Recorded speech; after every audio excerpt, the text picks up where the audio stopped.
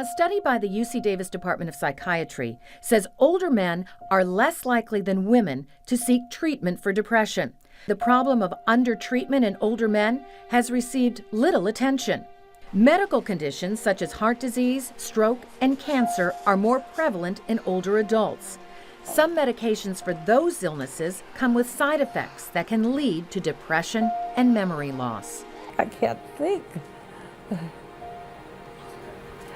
because all the medication, I'll be darned, it kind of scares me. Helen Varys Mitchell is being treated for pneumonia, complicated by congestive heart failure.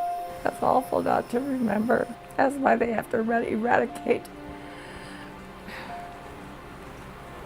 some of these diseases some way. Because seniors, if they're healthy, I could remember everything. That's sad for me. That's the saddest thing. Memories preserve pictures of the past and open doors to the future. Now, new findings reveal that untreated depression can lead to dementia. If one is depressed in younger life and in older life, then one's chances of developing a dementia increase by about 50%. So it's a high risk factor for the development of dementia. And the longer it goes untreated, the more harm it does. Don Reynolds has struggled with depression most of his adult life. He's been on antidepressants for 25 years and regularly gets counseling. I've managed my depression pretty well and been quite stable for a long time.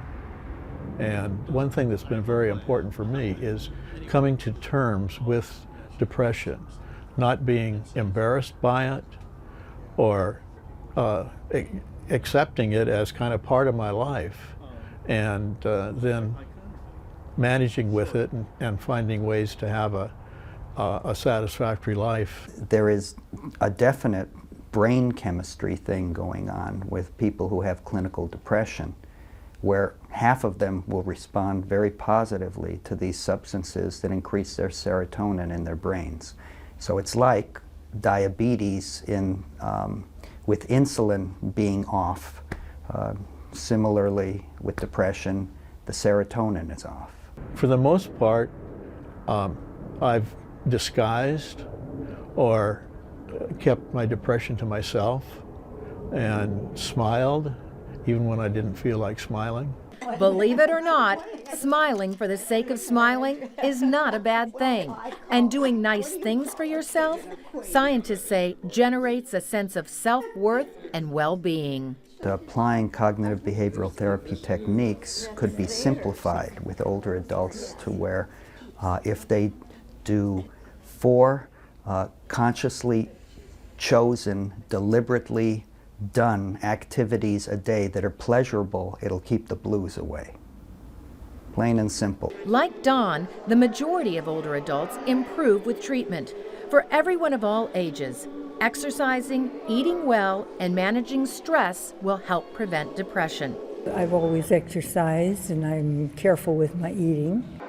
Clea Myers is, get this, 91 years old.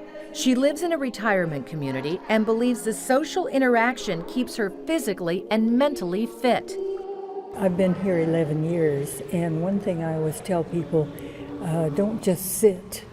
Get out and open your door, and you're going to meet somebody and say hello or good morning, how are you? And immediately you find you're lifted and have a conversation, something going. Keep involved. Bill Peniston says his loyal companion these days is 14-year-old Bobsy. I think she's a very sweet little dog who's very attached to me.